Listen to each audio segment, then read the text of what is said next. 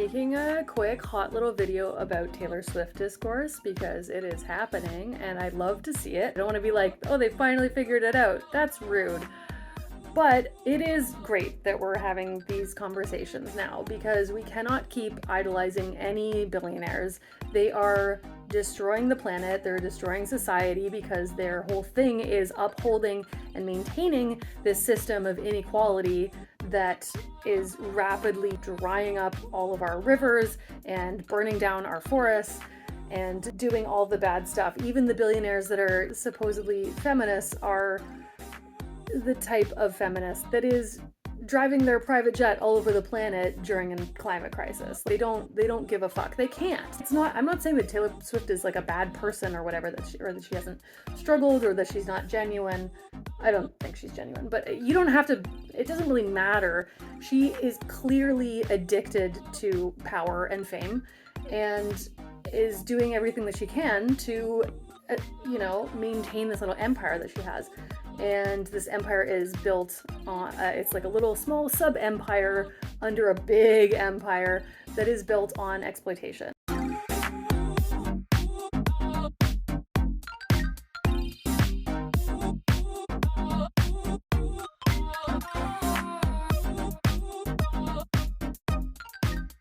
I'm Dr. Hilaryagro. I'm an anthropologist. I usually talk about drugs and capitalism and activism and organizing, but I sprinkle some other stuff in there here and there, and that's what I'm doing today. Please like this video and subscribe to my channel because it's impossible to get a job in academia nowadays. I'm giving away my education on the internet for free and hoping that people repay me with pennies on my Patreon and occasional tips on PayPal and maybe some ad revenue when YouTube finally gets their act together and lets me monetize this shit. So yes, we do need to have these conversations. And I think that probably the people who watch my videos are pretty well aware that that is, a direction that the average person needs to go in to stop hero worshiping these artists who don't give a fuck about us. Like, if Macklemore can do what he's doing, any of these other artists could. They are choosing not to. And so that's just kind of it. But one thing I want to just add that I think would be helpful when we're talking about this kind of stuff is we need to remember that people's lives are shitty and difficult. And, I think a lot about Disney adults and Harry Potter fans and Marvel fans and all of these different groups of people who put a lot of time and energy into because they get a lot of enjoyment out of these different money-making franchises. And I can relate to it. I liked the Marvel movies. Like, I'm not a Marvel movie fan, but I don't know, Thor Ragnarok kind of slapped. And I was a huge Harry Potter fan before, this stuff happened.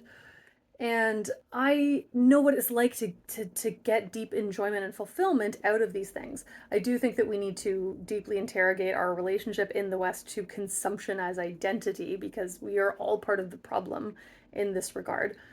But, that said, it's kind of a hard sell to people to be like, have you considered putting down all the media and talking to some trees?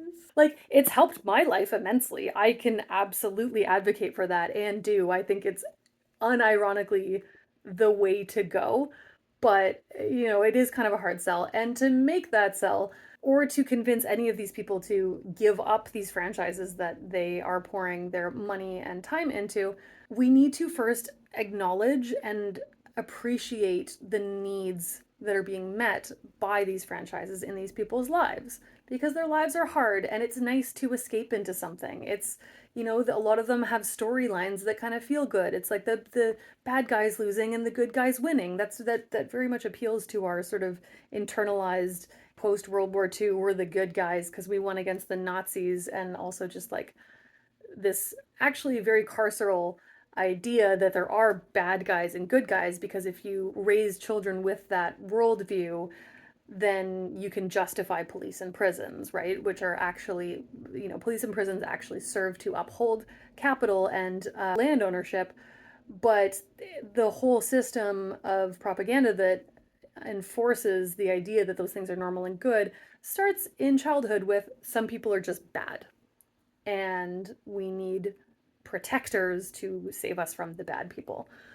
So, the messages aren't great, but the stories themselves can be really funny and charming and interesting. Like Harry Potter as a series had a ton of fantastic creativity in it.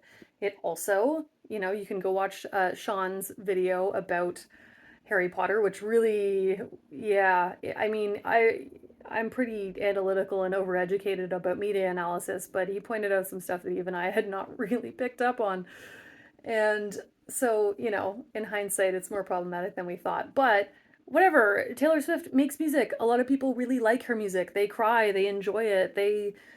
It provides them with meaning and comfort. And when we're having these conversations about media analysis and fandoms and, people who love Disney because it's comforting and nostalgic to them, we do have to acknowledge that these things are meeting people's needs. People have a need for comfort, for distraction. I mean, I do think that the needs that these franchises are meeting are themselves largely a result of the fact that we live in a really disconnected society, and so we're just like feel shitty all the time and want to be distracted.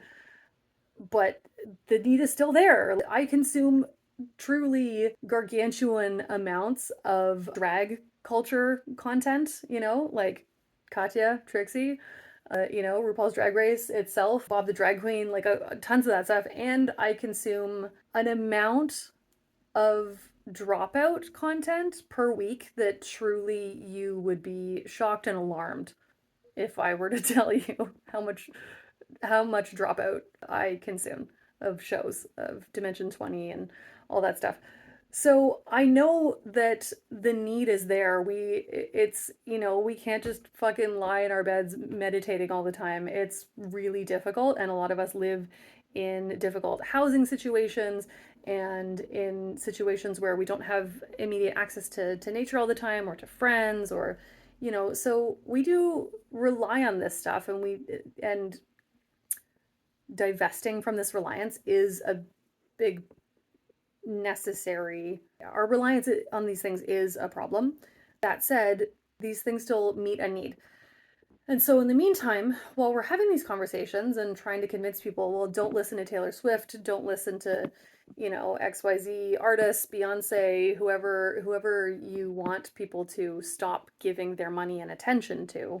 J.K. Rowling is a really easy one. Beyonce is kind of a more difficult one, but not super my lane to critique her, but like, yeah, she's again a billionaire, is not on our side. But when we're having these conversations, we need to at least acknowledge and take people's needs seriously, that they have an emotional connection to these things. They can't just abandon them. It's actually quite similar to if you want somebody to abandon their sort of like religious fervor, if they're in like a religious cult or anything like that. You can't just tell them, "Hey, you should stop doing that," without offering anything to replace it with. This is why I could talk forever about how much I love Dropout, because it is the most ethical alternative that we have to all of the streaming services that exist. Don't just tell people cancel your Disney account, cancel Netflix. Remind them that Dropout exists. Or I don't know, are there other ethical streaming services? Please let me know in the comments. World of Wonder is the one that I use for a lot of drag content. I don't know if they're good, but like they're obviously not Disney, so they're probably not that bad. But offering people alternatives, recommending other music that is similar to Taylor Swift but less problematic, I don't know, I don't listen to a lot of pop, so some of my recommendations would be like, just listen to No Name instead. And it's like, oh, well, that might not fly with the Swiftie crowd. I know we all want to say Chapel Roan, but like, she's kind of just queer white feminism is my hot take. Don't come at me. I listen to her music. I like it, but it's queer white feminism. But, there's so many other independent, smaller artists that are making incredible music that could really use the support that Taylor Swift gets. And it's good music. And so when we're having these conversations, we should suggest those alternatives. Talk about our favorite independent artists. Talk about, the media that we like that is more aligned with our values. So that's just what I wanted to add into the discourse in this regard, is we should treat people with respect and not with like derision and disdain and contempt because they, enjoy a film or music franchise that happens to be part of a big money-making machine. Everyone was born into this shit. We're all trying our best, and we can't, just because I don't like Taylor's music doesn't mean that I'm gonna say that it's like objectively bad. Like that's not helping anyone, and also it's subjective. You can't, it's not helpful if we want to create an environment where we're encouraging people to make better consumption choices, which, it's, to be clear, no substitute for like union organizing and actual anti-fascist organizing and anti-capitalist organizing. Link in my bio for all of the resources around that, slash look at all of my other videos about that. But you have to do a variety of tactics, and making different consumption choices is something that people can do that will have an impact, because art impacts our lives really deeply. Yeah, just wanted to add that while we're talking about this stuff. And please let me know what your favorite album of the last year or two is in the comments. I love new music. I'm genuinely interested to hear what you guys are listening to, but it'll also sort of create a repository in the comments under this video for like, yeah, what's some other media that we like that we can listen to and engage with that doesn't involve lining the pockets of the people who are killing all of us. I want to leave you with a little challenge. You can take it or leave it. You don't have to do it, but if you do it, I would really love to hear about it. Tomorrow or sometime this week, I want you to go to a park and I want you to hug a tree for at least 30 seconds. And I want you to breathe in while you're hugging that tree, and I want you to just be really present with it. And notice the feelings that come up while you're doing that. Does it feel weird? Does it feel good? Does it feel embarrassing? Do you find yourself not wanting to do it at all because of how other people will feel, or how you perceive other people to be reacting to you? Was it difficult? Was it hard? Was it kind of nothing? Yeah, and come back and let me know. Oh, and my current favorite album will not be for everybody, because I have very varied music tastes, but if you like Appalachian semi-a cappella folk music, Starling Arrow's album Cradle, it didn't come out recently. It was actually a project of 5 different singers, all of whom I love, who got together via Zoom during the pandemic and put this album together. And it is truly one of the most phenomenal works of music I have ever heard in my entire life.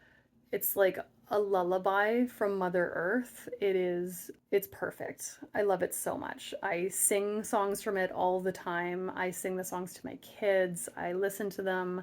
The song Jordan River has been an extremely I've had some massive emotional releases to that song. The song Wild Sweet, it's amazing. If you like sort of folky, soul, sort of really earthy, semi-spiritual music, go check that out and let me know what you think. Have a great day. I hope you're all well. I hope that you find some time to yourself. I hope that you are taking care of yourself. I hope that you have others taking care of you as well. I'm going to go take care of myself because I should be wearing my arm sling right now because my scapula is actually literally broken. It's hard to film and do that, and I can't actually take that much time off because I have to pay my rent. So I am doing this with a broken scapula after a bike accident. I'm gonna go take care of that, but I hope you're also taking care of yourselves. I love you. See you next time.